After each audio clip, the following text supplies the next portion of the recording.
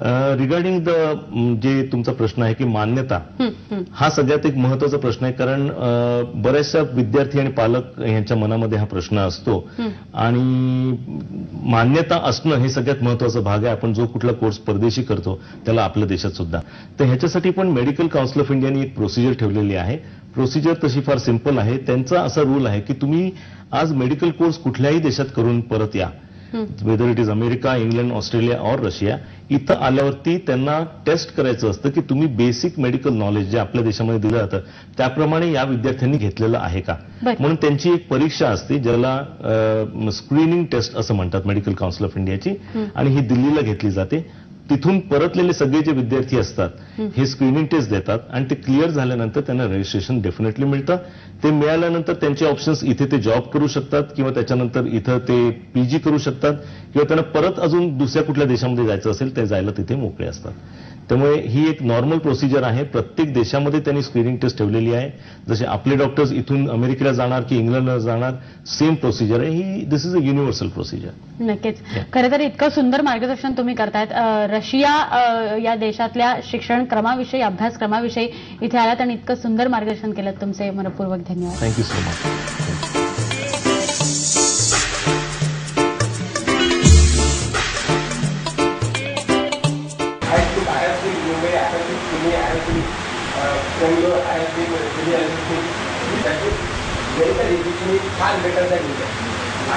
परंतु मनोज पत्कींनी मला इतक्या चांगल्या प्रकारे कन्व्हिन्स केलं, इतकं सुंदर सांगितलं आणि त्यातून एक मी सक्सेस म्हणजे असा फायदा सक्सेस झाला की त्याला डिसिजन घ्यायची ताकद नसतानाही सक्सेस झाला.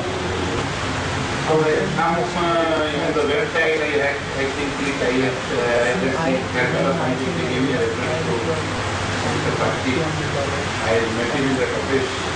I think within an hour of meeting him, I decided that he was going to write that.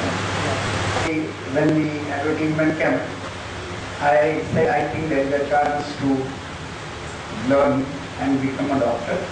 If possible, if it is in Russia, okay, no problem. So I rang up Manoj Bhai, and he was very courteous to say yes, you can come and meet me. We went and met him, all three of us, my son, wife, and myself. And I can tell you that in about 1 hour's talk which we received from him, I was very much impressed, and I was convinced that yes, there is a way you can make somebody who can go there, study, and come back as a doctor. Yes, in India, we do need a lot of doctors. The proportion is very poor. As a doctor myself, studied from AM Hospital here in Mumbai, I know the medical education, but they have a lot of other subjects during their curriculum. And I think they don't only make a person as a doctor, but probably a human being also. जेव्हा मला actually admission मिळत नव्हती इंडियामध्ये तेव्हा मी खूप म्हणजे nervous झालो होतो की मला ऍडमिशन कशी होईल कशी नाही. Then I found it's a good opportunity to go in Russia, so I took the opportunity. अच्छा अच्छा. I am happy that I have done right choice. मी आभारी आहे मनोज पत्की सरांचा. राईट. त्यांनी he has done a good given me good guidance. बरोबर. Patti sir helped me a lot.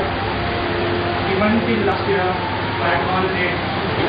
We were not that capable to get admission in India, and sir helped us to get admission for MBBS or other fields in Russia. So we should be thankful. Here we have to get CET, we have to face so much under the table, and we are not capable people not strict for us. It is not possible. सरांच्या मार्गदर्शनामुळे आज मी तिकडे आहे.